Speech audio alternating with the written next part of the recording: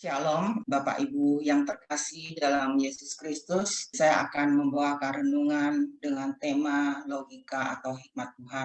Bapak Ibu yang terkasih, apabila kita dihadapkan pada suatu pertanyaan atau suatu keputusan yang harus kita ambil, apalagi dalam waktu yang singkat, tentu ya, secara manusiawi kita akan lebih menggunakan logika kita dibandingkan kita dengan memulainya berdoa ataupun meminta hikmat Tuhan. Ya, memang itulah kelemahan kita. Banyak sekali godaan yang membuat kita kadang kita tidak mudah untuk bersandar sepenuhnya kepada Tuhan. Banyaknya tantangan dan godaan duniawi yang kadang menggoyahkan iman kita sehingga kita cenderung menggunakan logika ataupun mengandalkan kekuatan diri kita sendiri. Apalagi ditambah dengan kita banyak sekali memiliki kemampuan, kemudian memiliki kecerdasan dan kesuksesan di dalam kehidupan ini, ditambah lagi memiliki pengalaman hidup. Semua faktor-faktor eksternal ini yang membuat kita, yang mendukung kita seolah kita merasa, oh tanpa berdoa kepada Tuhan pun kita pasti bisa mengambil keputusan yang terbaik untuk kita. Mari Bapak Ibu kita membaca Amsal 3 ayat 1 sampai 6. Kita baca bersama-sama. Hai anakku, janganlah engkau melupakan ajaranku, dan biarlah hatimu memelihara perintahku. Karena panjang umur dan lanjut usia serta sejahtera akan ditambahkannya kepadamu. Janganlah kiranya kasih dan setia meninggalkan engkau. Kalungkanlah itu pada lehermu, tuliskanlah itu pada loh hatimu. Maka engkau akan mendapat kasih dan penghargaan dalam pandangan Allah serta manusia. Percayalah kepada Tuhan dengan segenap hatimu dan janganlah bersandar kepada pengertianmu sendiri. Akuilah dia dalam segala laku, maka ia akan meluruskan jalanmu. Ada 3 perintah yang disampaikan melalui ayat di atas. 1, kita diminta untuk taat pada perintahnya. Yang kedua, kita diminta untuk setia padanya. Kemudian percaya kepada Tuhan dengan segenap hati. Mari kita bahas satu persatu ya Bapak Ibu. Yang pertama, kita diminta taat pada perintahnya. Orang yang ingin mendapatkan hikmat dari Tuhan tentu harus dimulai dengan taat pada Tuhan. Berarti kita mulai dengan takut akan Tuhan, di mana kita benar-benar mau mengikuti ajaran Tuhan sesuai dengan ajaran Tuhan kita jalankan kehidupan ini. Kemudian hidup dalam kasih dan kekudusan bersama Tuhan. Kita berusaha untuk memperbaiki sikap perilaku kita agar kita semakin serupa dengan Yesus kita. Kemudian kita hidup dalam disiplin, memiliki disiplin rohani yang baik, bisa melawan segala godaan ataupun kedagingan ataupun egoisme. Memang paling sulit kita kadang untuk melawan godaan, kedagingan, atau egoisme. Tetapi apabila kita sudah bisa mengatasi semuanya itu, bagi kita tidak sulit lagi untuk menjalankan perintah Tuhan dengan baik. Kemudian kita diminta setia pada perintahnya. Untuk bisa memiliki kesetiaan pada Tuhan, haruslah kita memiliki komitmen yang kuat. Tanpa komitmen yang kuat, sulit bagi kita untuk bisa tetap setia pada Tuhan. Mari kita untuk belajar setia kepada Tuhan, kita belajar untuk menjalin relasi yang erat dengan Tuhan melalui Ekaristi. Banyak sekali cara kita untuk mengikuti Ekaristi, walaupun kita saat ini tidak bisa mengikuti Ekaristi secara offline, kita bisa mengikuti Ekaristi secara online. Bahkan setiap hari dengan mudah, setiap pagi kita bisa mengikuti Ekaristi secara online. Kemudian melalui doa banyak sekali ya, doa di dalam ajaran Katolik yang sudah baku, biasanya seperti doa Rosario, Bapa Kami, ataupun novena Roh Kudus. Angelus, ataupun doa-doa yang lain, banyak sekali.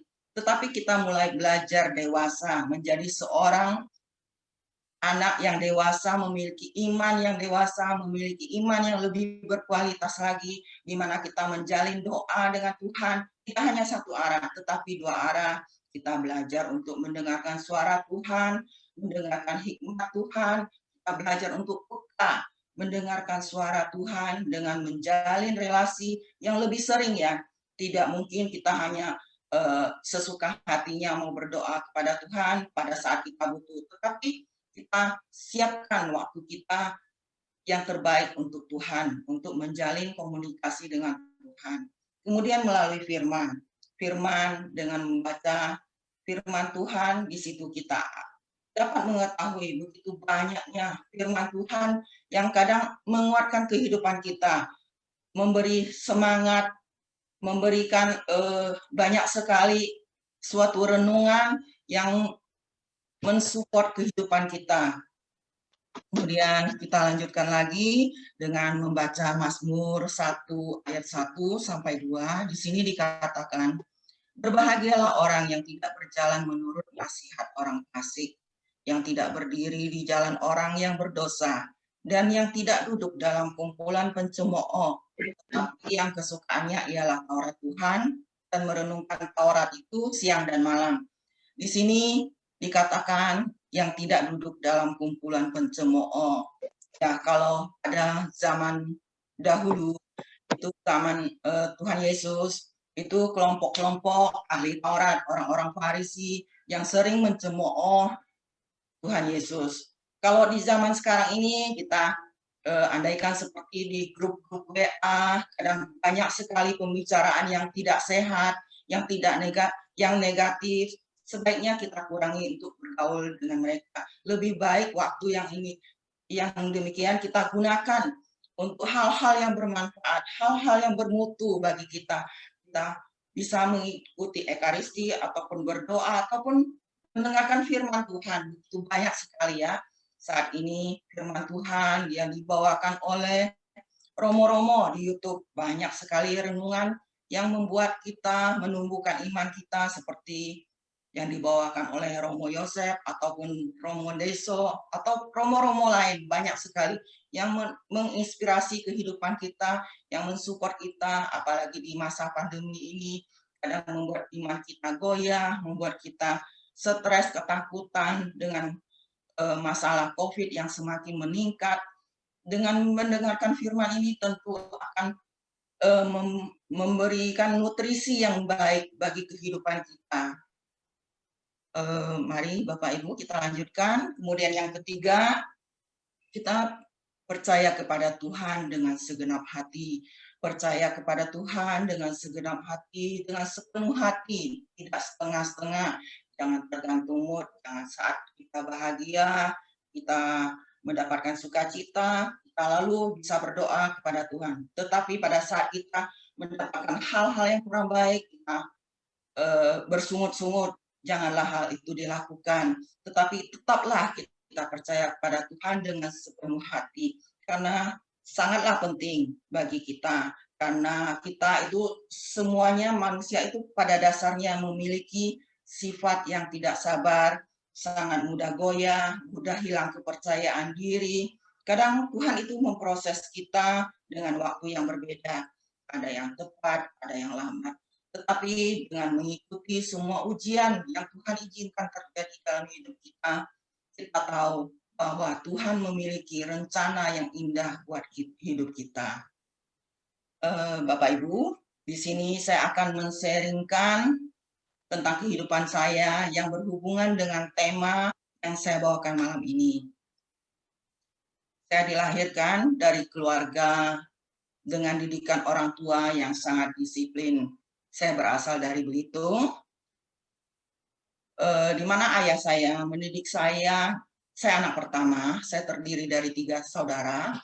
Saya dididik bersama adik-adik saya dengan sangat disiplin dari hal-hal yang sederhana, dari mulai jam tidur, jam bangun tidur, jam mandi, jam makan, serta banyak sekali aturan lain yang harus saya taati. Saya harus hidup dengan penuh tanggung jawab, hidup dengan disiplin. Walaupun kehidupan ekonomi kami sangat diberkati, kami memiliki kelimpahan dalam segala hal, dalam banyak hal.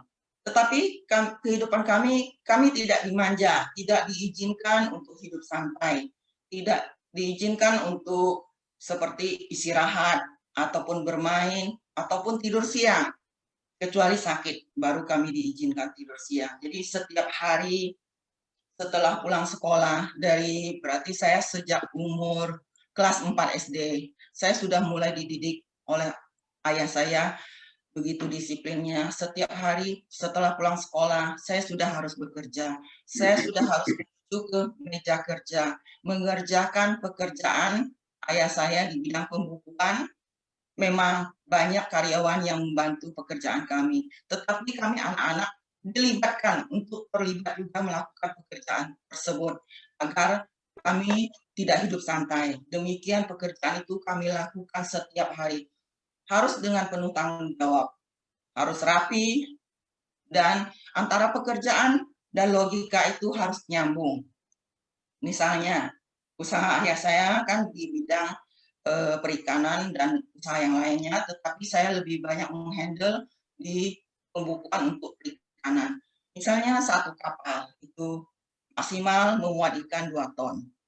Berarti saya harus menghitungnya dengan benar. Kalau saya menghitungnya di atas lebih dari 2 ton, berarti ada kesalahan saya yang menghitung, ataupun kalau saya sudah mencoba mengulanginya lagi, hitungannya sudah benar, berarti ada kesalahan di bagian kepala gudang. Begitu setiap hari pekerjaan itu harus saya lakukan sampai saya lulus SMA, saya pindah ke Jakarta, saya kuliah. Saya kuliah pun ambil jurusan accounting, kemudian saya bekerja pun sebagai accounting. Jadi semua kehidupan saya dari sejak saya kecil sampai saya dewasa itu berhubungan dengan angka-angka, berhubungan dengan logika. Mungkin Bapak Ibu ada yang profesinya sebagai accounting pasti tahu setiap pembukuan yang kita lakukan kalau ada tidak balance, langsung logika kita berpikir, oh di pos-pos mana yang tidak balance. Jadi itu adalah suatu kebiasaan yang sudah pasti kita pahami. Kemudian di Jakarta saya dibaptis menjadi seorang Katolik. Sejak dibaptis, saya tidak pernah membaca kitab suci karena bagi saya itu tidak penting. Lagi pula susah sekali untuk membaca kitab suci, tidak mungkin untuk bisa dimengerti. Bagi saya itu sudah tidak penting lah. Yang penting saya taat menjalankan ajaran Katolik. Saya setiap minggu mengikuti Ekaristi. Dari Ekaristi bagi saya sudah cukup untuk mendapatkan firman Tuhan dari homili yang dibawakan oleh Romo. Saya kemudian mencoba merefleksikan kehidupan saya. Saya anggap semua kehidupan saya itu antara kehidupan rohani dan kehidupan dunia sudah balance. Saya anggap sudah seimbang. Saya lihat dari sisi rohani saya, ya sejak dibaptis, saya selalu aktif di dalam kegiatan gereja, di paroki, maupun di lingkungan, saya selalu aktif. Bahkan hampir setiap malam saya jarang di rumah, saya kebanyakan kalau tidak di paroki, di lingkungan aktif. Kemudian saya juga bersyukur saya bisa menikah dengan suami saya, walaupun waktu itu suami saya masih belum Katolik, tapi saya bisa menikah di gereja. Kemudian anak-anak saya tiga-tiganya sejak bayi sudah dibaptis. Saya bersyukur semua kehidupan rohani saya sudah oke lah, sudah saya jalani dengan baik menurut saya itu. Kemudian saya lihat dari sisi duniawi, saya bersyukur saya diberikan suami yang baik. Saya bersyukur saya diberikan anak-anak yang baik dan sehat. Dan saya juga bersyukur kehidupan kami diberkati. Semuanya itu saya anggap sudah balance antara kehidupan rohani saya dan kehidupan duniawi saya. Tetapi saya lupa selama 18 18 tahun pernikahan kami, saya selalu mendoakan suami saya untuk seiman dengan saya, untuk menjadi Katolik. Padahal selama pernikahan suami saya sering sekali mengingatkan saya, menegur saya untuk saya membaca firman. Katanya, kamu seorang Katolik, kamu rajin berdoa, tapi kamu nggak pernah membaca firman. Tapi semuanya itu saya abaikan saja. Saya pikir, dia seorang Buddhis waktu itu. Bagi dia nggak mengerti lah. Saya kan sudah mendapatkan firman dari Ekaristi. Bagi saya itu nggak penting. Begitu akhirnya sampai di suatu saat ada dorongan Roh Kudus yang membimbing saya, yang mendorong saya untuk membaca firman. Ya, di sini saya sangat bersyukur saya diberikan seorang ayah yang baik. Sejak kecil saya dididik untuk disiplin. Jadi dari sejak dibaptis saya memang sudah memiliki waktu yang sudah saya disiplinkan untuk berdoa kepada Tuhan pagi dan malam hari. Dari situ saya tambahkan lagi waktu saya untuk membaca firman. Memang ya di awal-awal bagi kita untuk membaca firman Tuhan itu pasti sulit. Iblis pasti tidak suka apa untuk kita lebih dekat lagi dengan Tuhan. Banyak sekali godaan. Tetapi saya tetap paksakan, saya siapkan selalu waktunya untuk Tuhan untuk membaca firman setelah saya berdoa. Saya paksa, saya bacakan, akhirnya berjalan selang 2-3 minggu, ada rasa suatu penasaran bagi saya untuk selalu menambah lagi membaca firman. Di awal-awal saya hanya membaca satu perikop, bagi saya satu perikop itu susah banget menyelesaikannya.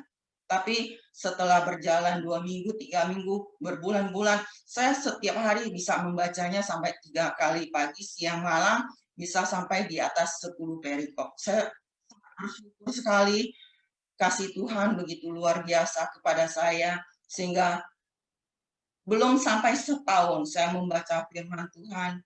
Tuhan itu begitu luar biasa. Tuhan nyatakan mujizatnya dalam hidup saya. Suami saya minta saya mencarikan gereja. Dia mau belajar menjadi Katolik.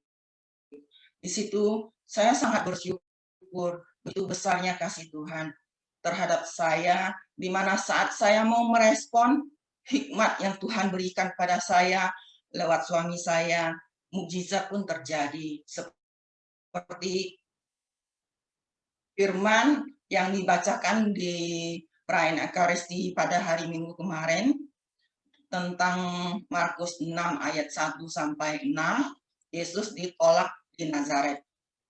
Pada saat Yesus ditolak di Nazaret, maka hikmat dan mukjizat yang Tuhan akan nyatakan itu tidak terjadi di kampungnya Tuhan Yesus. Begitu juga di saat saya tidak mau mendengarkan hikmat yang Tuhan berikan kepada saya lewat suami saya, mukjizat pun tidak terjadi. Saya mendoakan suami saya sampai 18 tahun, tidak terjadi. Tetapi di saat saya mau setia, mau taat, mau percaya, mau mengikuti Yesus, mau membaca firman-Nya, mukjizat pun terjadi. Suami saya minta dibaptis. Padahal sebelumnya, pada usia pernikahan kami yang ke-15, saya pernah iseng mencoba menanyakan kepada suami saya, di mana menurut pikiran saya sih dia sudah pasti sudah mau dibaptis di atas persentasenya di atas 80%. Saya coba, saya pede, saya percaya pasti sudah 80% niatnya untuk dibaptis. Saya coba tanyakan kepada dia, sudah berapa persen sih kamu mau menjadi seorang Katolik? Pada saat itu dia menjawab 5%. Saya kecewa sekali. Berarti antara logika saya, menurut pikiran saya sudah berdoa, sudah belasan tahun, tetapi sepertinya sia-sia, tidak terkabulkannya. Begitulah kalau kita mau mengikuti Tuhan, mau taat, mau setia padanya, bagi Tuhan tidak ada yang mustahil. Tuhan sanggup merubah dari 5% menjadi 100%. Kemudian seperti yang dikatakan juga di Yesaya 55 ayat 9, seperti tingginya langit dari bumi, demikianlah tingginya jalanku dari jalanmu, dan rancanganku dari rancanganmu. Memang kemampuan, daya pikir, nalar, dan logika kita sesungguhnya sangat terbatas. dibandingkan dengan kemampuan Tuhan dalam merancang sesuatu bagi kita. Tuhan sanggup melakukannya dari 5% merubahnya menjadi 100%. Begitu luar biasanya kasih Tuhan, mukjizat Tuhan terjadi dalam hidup kita apabila kita mau meresponnya. Mari kita lanjutkan Bapak Ibu. Di Amsal 3 ayat 11-15 dikatakan, "Hai anakku, janganlah engkau menolak didikan Tuhan, dan janganlah engkau bosan akan peringatannya, karena Tuhan memberi ajaran kepada yang dikasihinya, seperti seorang ayah kepada anak yang disayangi.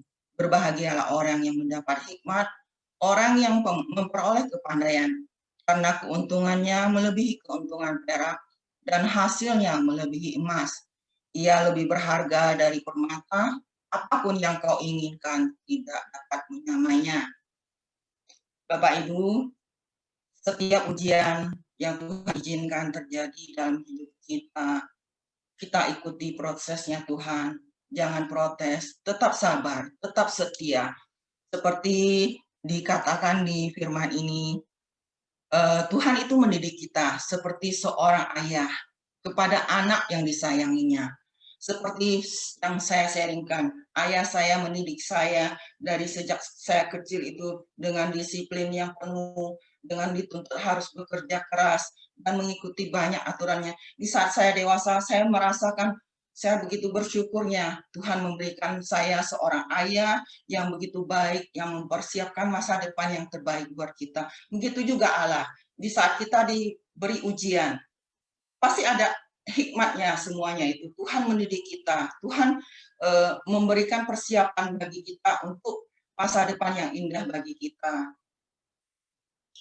Kemudian kita lanjutkan lagi, Tuhan menyatakan hikmatnya kepada kita melalui pasangan hidup, anak, keluarga, teman, maupun komunitas. Pasangan hidup di sini seperti yang saya sharingkan, suami saya dulu sering mengingatkan saya untuk membaca firman Tuhan. Sebenarnya itu adalah hikmat dari Tuhan, tetapi saat itu saya tidak bisa melihat kebaikan Tuhan. Saya tidak bisa melihat dengan mata rohani saya bahwa itu benar-benar hikmat yang Tuhan nyatakan melalui pasangan hidup saya, melalui suami saya untuk membaca firman Tuhan.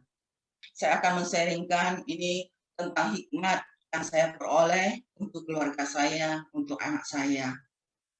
Pada bulan September 2019, saya berdoa kepada Tuhan, di mana saat itu kehidupan ekonomi kami mengalami penurunan, usaha dari kami mengalami penurunan. Saya berdoa kepada Tuhan, minta hikmat kepada Tuhan agar memberikan jalan kepada kami, agar kami dapat memperbaiki ekonomi kami.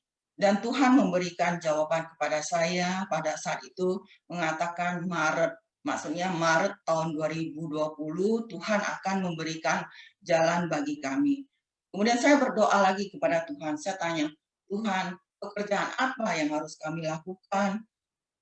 Kemudian Tuhan menjawab, aku akan menyediakannya.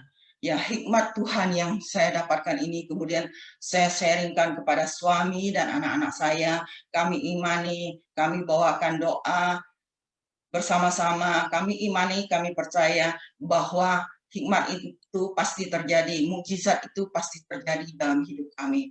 Kemudian pada bulan Desember akhir 2019, saya minta peneguhan lagi kepada Tuhan tentang hikmat yang Tuhan berikan kepada saya pada bulan September tersebut.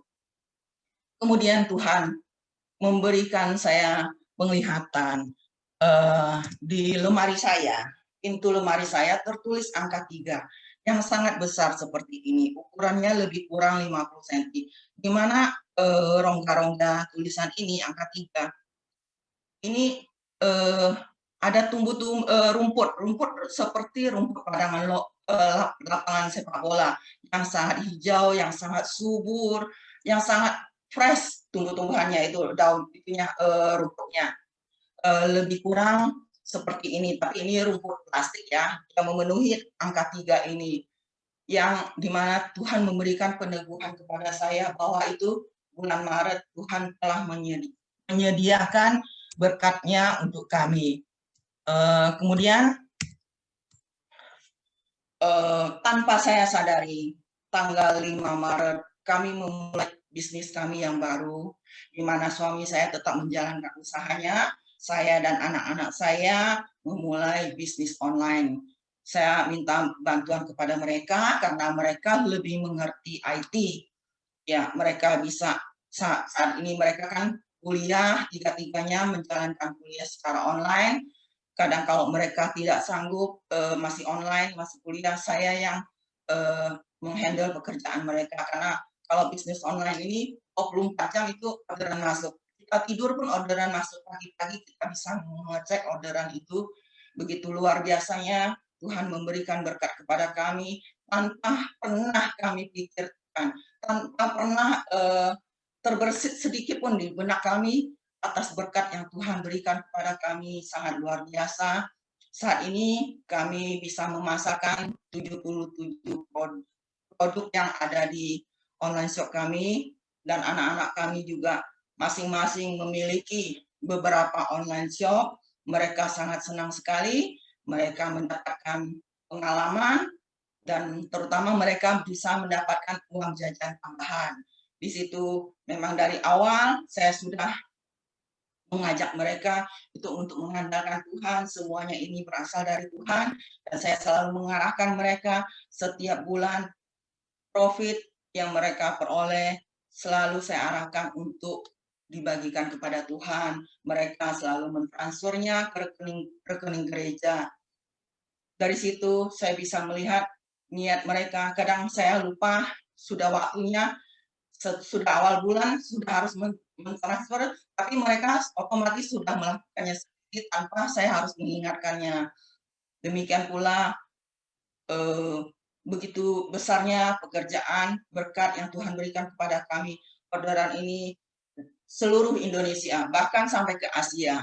Customer kami, buyer kami ada yang dari Singapura, Malaysia, Filipina, dan Asia, negara Asia lainnya. Syukurnya berkat kasih Allah, dan Tuhan juga bisa menggerakkan hati anak-anak kami. Mereka bisa mengaplikasikan kasihnya kepada sesama, di mana kadang juga mereka memberikan perhatian kepada driver ojol ya, kadang mereka membeli makanan kotak, makanan box untuk memberikan perhatian kasih kepada mereka.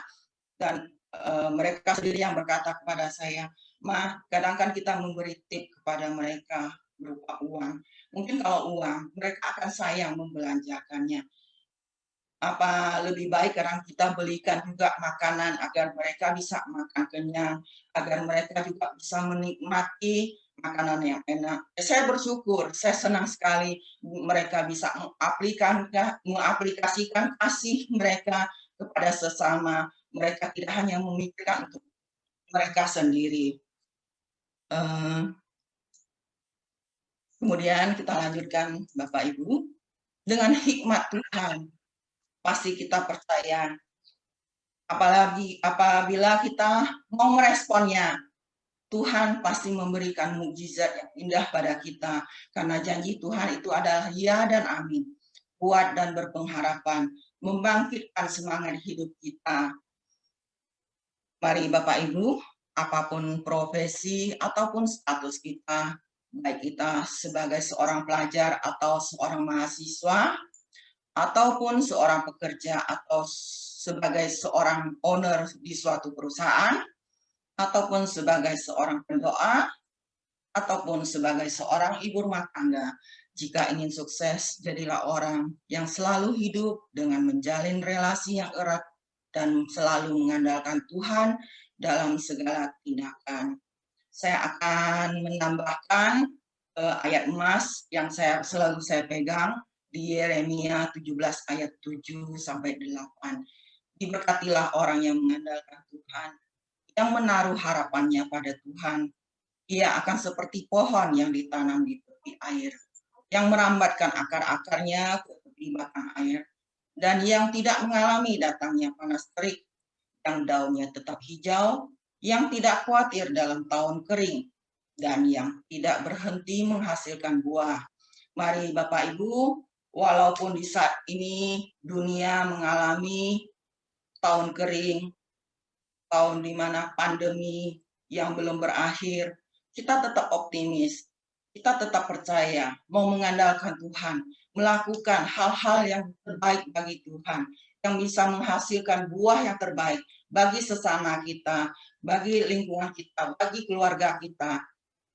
Demikianlah atas sharing dan renungan yang saya bawakan.